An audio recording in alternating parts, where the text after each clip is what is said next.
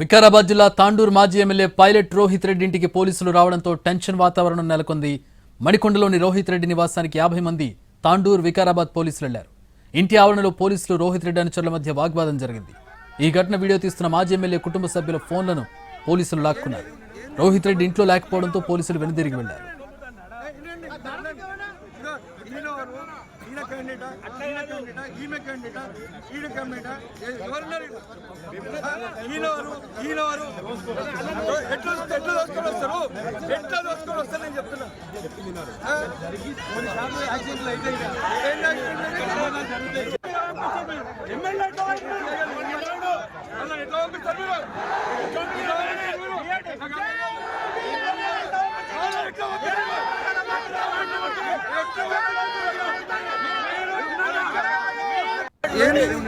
ఇంతమంది ఈయన